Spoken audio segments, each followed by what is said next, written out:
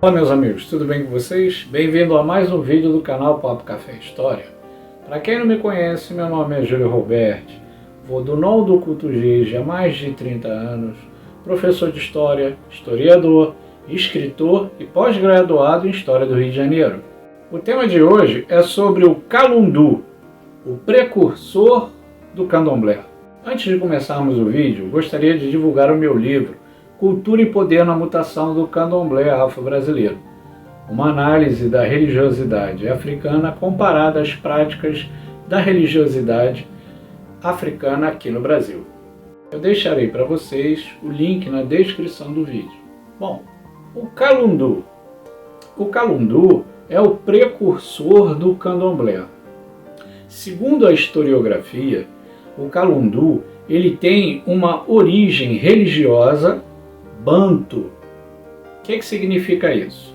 Significa os escravos de origem banto.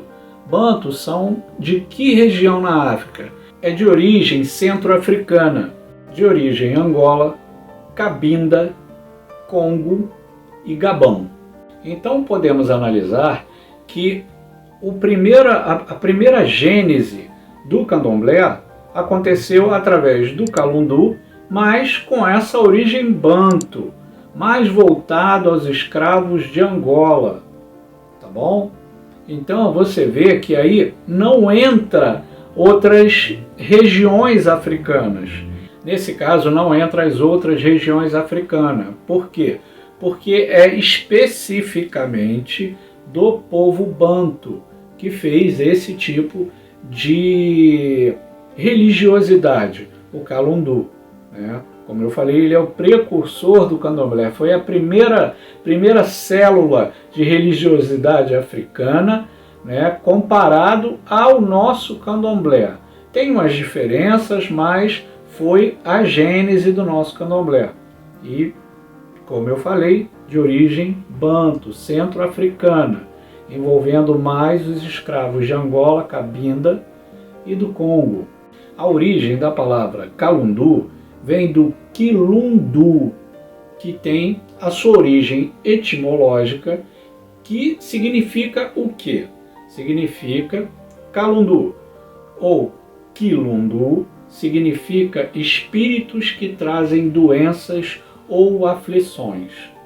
Então, tem aquela máxima que os antigos falavam, uma frase que eles falavam, quando a pessoa estava amuada, quando a pessoa não estava bem, a pessoa, nossa, fulano está de calundu, fulano está para baixo, fulano está mal. Por quê? Isso aí você pode perceber que é uma associação ao quilundu antigo, que era o quê? Espíritos que traziam doenças e aflições para as pessoas. O calundu, ele trazia também danças, batuques.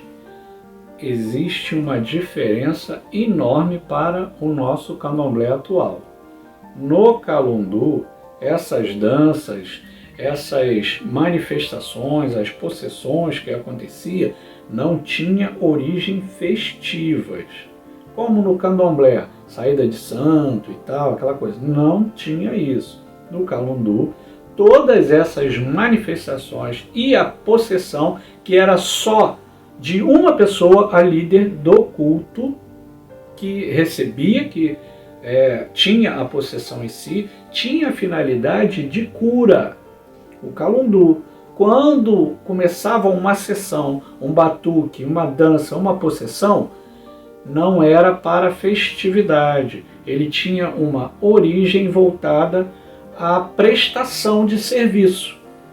Era de doença, para tirar feitiçaria, era tudo relacionado à cura. E um dos grandes expoentes do Calundu no período colonial foi Luzia Pinta. Foi uma escrava angolana que chegou ao extremo de ter quase 100 escravos. Então era uma mulher poderosa. Luzia Pinta, uma escrava que tinha escravos.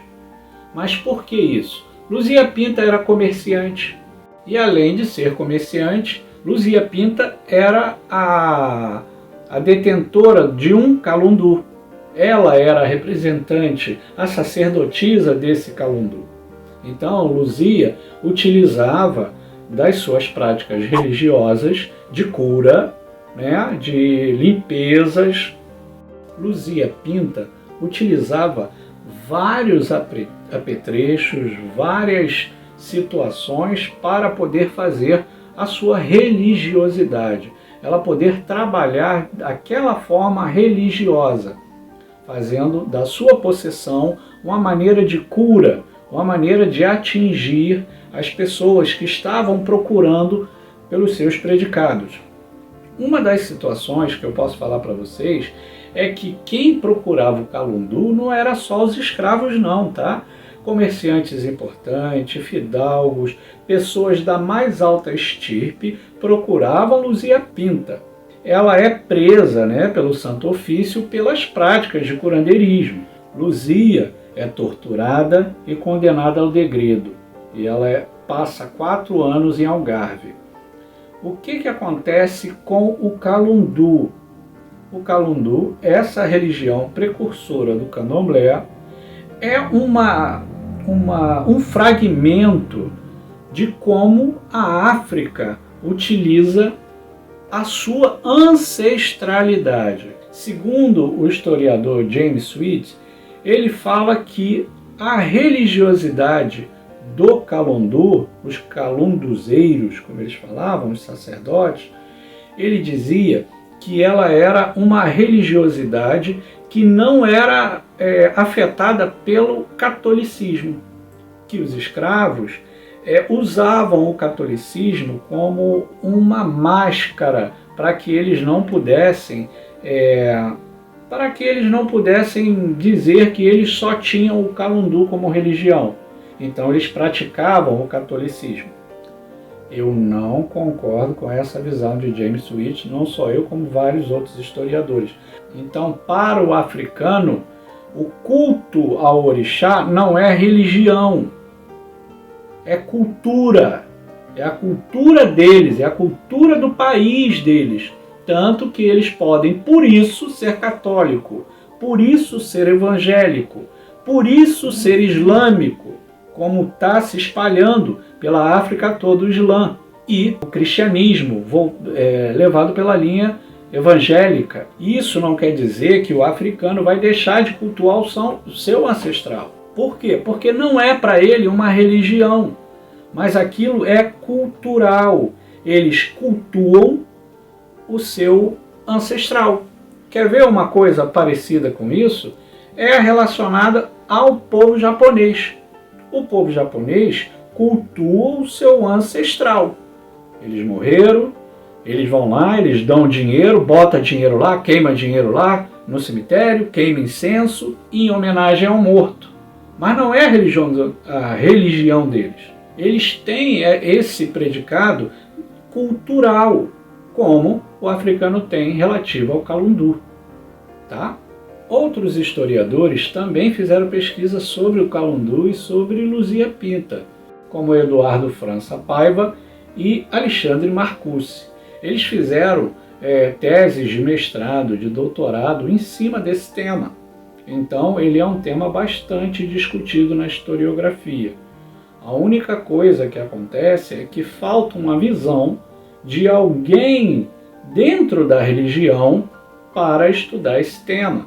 Isso eu estou falando dentro da academia. Porque aí a visão não só científica da pessoa, mas já o olhar religioso de alguém do culto, que vai saber interpretar coisas que esses historiadores que não pertencem ao culto não vão saber. Um exemplo é que o calundu, ele, como eu falei, ele é restrito à região centro-africana, de povos de origem banto. Então, como que fica os marim? Como que fica os jejes? Como que fica os nagô? Eles eram considerados, na época, ali, não falavam que eram calundu, tá bom? Eles eram feiticeiros. Era o feiticeiro marri, o feiticeiro jeje, o feiticeiro nagô. eles eram chamados de feiticeiro, não de calunduzeiros. E outra coisa, na maioria das vezes não faziam festa, não faziam práticas religiosas assim. Eles tinham na sua casa, tá, os seus fetiches, os seus assentamentos, e era restrito só a eles, ninguém tinha acesso. Quando as pessoas procuravam eles para alguma coisa, como uma infusão, uma limpeza, alguma doença que a medicina tradicional da época não conseguiu resolver, esses feiticeiros de outras origens, não banto, utilizavam das suas práticas para ajudar aquelas pessoas que procuravam por eles. E acabavam sendo também perseguidos pelo Santo Ofício, né? Porque naquela época você só poderia ser católico. Se você tivesse outro tipo de religiosidade, você seria mal visto socialmente, principalmente no período colonial, antes da chegada da família imperial. Quando a família imperial chega, isso muda, tá? As pessoas acham que não, mas muda. A família imperial foi muito importante para o nosso Brasil e para a nossa sociedade. Infelizmente, a nossa historiografia trata eles muito mal. Devia falar a verdade sobre a família imperial e não essas mentiras que estão estampadas na nossa cara por aí. Tá ok? E é dessa forma que eu utilizo da minha religiosidade. Hoje em dia, eu não pratico mais o candomblé tradicional. Com a minha parte historiográfica, com o conhecimento que eu tive, graças ao nigeriano e às pessoas que passaram na minha vida, aumentando o conhecimento que eu adquiri durante esses anos, eu utilizo uma forma que está mais voltada à linha dos escravos Nagô e dos escravos Marim do período colonial. Eu não toco, eu não faço certas festividades, eu apenas cuido das pessoas que me procuram. E gosto muito de fazer da forma como os africanos faziam. Eles faziam daquele jeito. O candomblé veio modificado, colocado muita coisa particular de cada pessoa que foi acrescentando no candomblé e aumentando essa liturgia, que se você pegar parte do candomblé, toda a liturgia dele cai em terra, porque não existe em África, não existe, se você compará-la a como os africanos cultuam na África. Quer ver uma coisa? Na África, se você tiver que fazer o santo, raspar como aqui, você vai ser escolhido pelo Vodum. Aí sim, você foi escolhido. Dentro da aldeia, você foi aquela pessoa escolhida pelo Vodum. Você vai raspar o santo lá. Raspou, o que vai acontecer? Só aprendizado. Não tem festa de 1 ano? Não. Não tem 3 anos? Não. Não tem 7 anos? Não. Não tem 14? Não tem 21? Tem nada disso. Você só faz uma vez. Só que aí você vai ser preparado para ser um sacerdote quando aquele sacerdote ou sacerdotisa estiver velha, já próxima de morrer. Aí você vai substituí-la perante a aldeia, perante a comunidade. Então é bem diferente do nosso. Lá você só passa e se torna um, se você for escolhido, e quando o anterior vier a falecer. Fora isso, você não é feito lá na África. E não tem essa invenção desses anos das festas. 1 ano, 3 anos, 7 anos, 14 e 21 anos. Tem casa até que, eu já vi casa aí dizendo que até 4 anos, 5 anos faz, né, festa. Já está mais errado ainda, né? Porque não era nem para ter isso. Então eu não sigo esse padrão mais. Eu me desvinculei a isso, devido a tudo que eu aprendi no início, com o nigeriano e as pessoas que me ensinaram, e os meus os meus estudos e as minhas pesquisas acadêmicas, que só comprovaram o que eles falavam antes para mim. Então eu levo muito em consideração isso, tá bom, gente? Então, para finalizar, vocês podem prestar atenção. O Calundu realmente é o precursor do candomblé. Foi através do Calundu o primeiro foco, a primeira célula de religiosidade com batuque, com danças, lógico, com outra finalidade, não a finalidade de festa, tá? Porque tinha o batuque dos escravos para a festa, que era diferente da sua religiosidade, tá bom? Não, da sua religiosidade não, da sua ancestralidade. Então isso tem que ficar bem dividido, tá bom? Calundu, precursor do candomblé, né? De origem centro-africana, de povos banto, Angola, Cabinda, Gabão, tá bom? Gente, eu espero que vocês tenham gostado do vídeo. Se você não é inscrito no canal, se inscreva, deixe o seu like pra gente, que é muito importante, para que a gente possa crescer nesse imenso universo do YouTube, tá? E não esqueça de acionar o sininho de notificações, para que você possa estar sempre recebendo os nossos vídeos. E como eu gosto de me despedir de vocês, vou dumpa unha a Madeji. Axé!